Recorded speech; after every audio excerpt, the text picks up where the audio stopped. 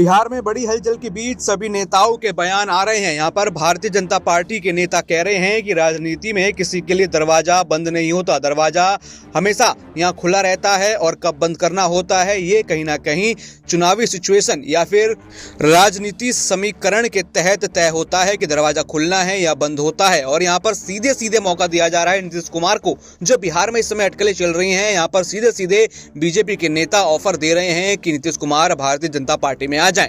लेकिन यहां पर चिराग पासवान एलजेपी के नेता सीधे तरीके से यहां पर बिहार में मच रही हलचल को लेकर नाराज हैं और नाराज भारतीय जनता पार्टी से हैं कि नीतीश कुमार कई बार बीजेपी और अन्य दलों को इसी तरीके से धोखा दे चुके हैं और कई बार अपनी बाजी पलट चुके हैं। कभी इस दल में, कभी उस दल में, कभी इस दल के साथ मिलकर सीएम बनते हैं तो कभी उस दल के साथ मिलकर सीएम बनते हैं। लेकिन फिर भी भारतीय जनता पार्टी उन पर भरोसा कर रही है और ऐसे में एनडीए का जो गठबंधन बिहार में है उसमें बड़ी दरार पड़ने की बात कही जा रही है कि यहां पर नीतीश कुमार का प्लान फेल कर सकते हैं। यहां पर चिराग पासवान नीतीश कुमार की एंट्री से यहां पर खुश नजर नहीं आ रहे और यहां पर कहीं ना कहीं नीतीश कुमार का वो विरोध कर सकते हैं। और अगर नीतीश कुमार का विरोध करते हैं वो भी अपने साथियों के साथ यहां पर भारतीय जनता पार्टी या कह लीजिए एनडीए का गठबंधन छोड़ के एक अलग राजनीति कर सकते हैं और ऐसे में और बखेड़ा यहां पर बिहार की राजनीति में खड़ा हो सकता है।